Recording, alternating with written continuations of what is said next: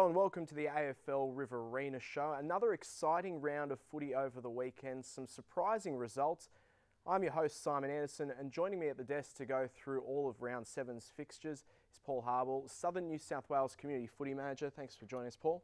Pleasure to be here. Mate, we'll start off with the OAMPS RFL, round 7 kicking off with Ganmain up against Mangapla. The Goannas coming off a loss, and both of these sides on 16 points. Very important for them to get the win this weekend. This will be a very good game at Ganmain as well. So Ganmain have they've hit their straps. Last week they had a good win, and this week Mangapla also have been very consistent with their form. I see Big Himmelberg is back, recovered very well from an injury, so I'd suggest he'll be playing and he'll add some strength with his height. Ganmain at Ganmain, though, I think, look, their form's been inconsistent, but I think on their home ground just should be a bit too strong for the Goannas. An opportunity for both of them to catch the competition leaders, one of whom is Colin Gully. They'll be up against Turvey Park, who have got to be riding pretty high after that win in Indigenous round last week. Oh, there's no doubt. I think Colin Gully burns a surprise packet of the competition. Everybody wrote them off at the start of the year and said, look, they're not going to be any good. They've lost a bit of good goal-kicking power, but they've added some goal-kicking power as well. They've got a very strong midfield, very consistent across the park. Turvey Park, yes, had a great win against Leeton Whitten, and congratulations to them from the Indigenous round. But I'd think so, that Gully at home are going to be too strong for Turvey Park. Definitely a tough one. Now, Narrandera up against Griffith. Narrandera thrashed by the Hoppers last week. They'll be keen to come out and make a bit of a statement this week and bounce back. Yeah, look, sadly, Narrandera, they've been hit by injuries, and they've got, their form's been, look, a couple of weeks ago they beat Turvey Park fairly convincingly, but, they've got Griffith at Griffith. They've been an inconsistent side as well. Big ground at Narrandera, always hard to play. Narrandera play it well. I just think on last week's results, I don't think that Narrandera, I think Griffith's Swans will just get over the line against Narrandera at Narrandera. Now, the Tigers coming up against Leeton Whitten, a really good opportunity here for the Tigers to, I guess, make some ground up on those top sides. Well, again, Tigers have been an inconsistent side as well. I mean, they've been hot and cold. But they're coming off a good win last week.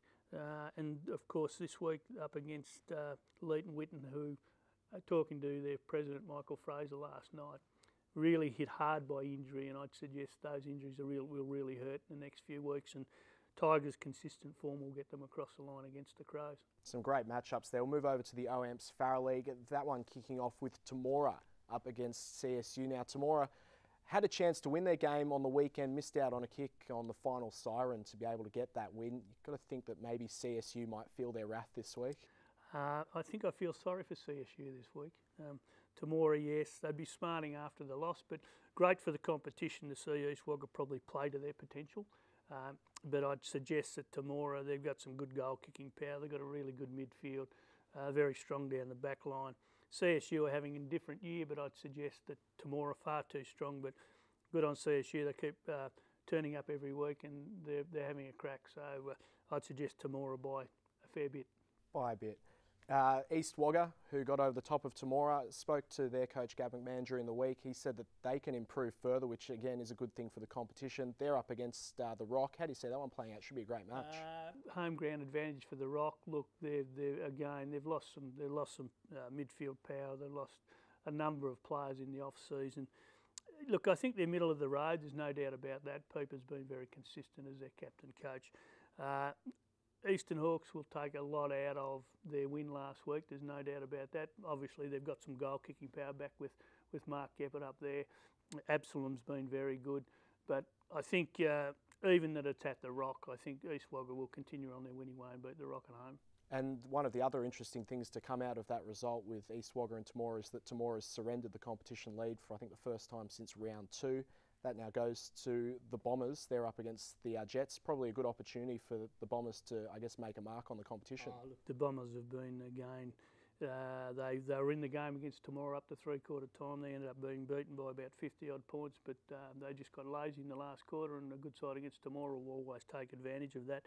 I'd think the Jets again are another side, sadly, they have some injury worries. Their best player in Hadrell's been, gone down with a knee injury. I don't know when we'll see him again, if we will, for the season. And I think Mara at home, considering that they've got some really consistent players, will beat the Jets. I don't think it'll be a huge margin, but I think they'll be far too strong for the Jets.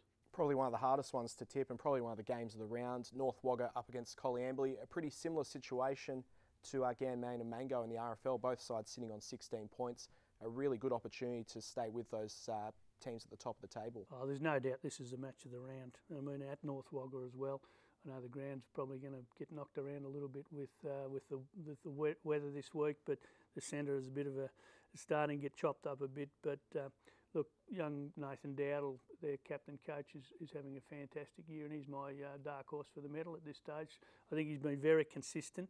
I just think that Colliambly they've travelled okay. Their form's consistent, not just at home, but away from home as well. They're pushing sides. They've got, Mitch Carroll's a hard nut, so wet weather, wet ground, there'll be a lot of in and under, there'll be a lot of balled ups, a lot of stoppages, but I'm going to go for Colliambly an upset here, and I think that they've got the manpower to beat North Wagga, but in saying that, I've got a lot of respect for the way Nathan Dowdle coaches North Wagga and the consistent form they've portrayed over the last few weeks, and I think this will be a cracker game and certainly the match of the round. A tip for the Blues on the slow track. That's it. Excellent, mate. Well, enjoy the weekend's footy and thank you for joining us on the Afl Riverina show. Been a pleasure. Thanks very much.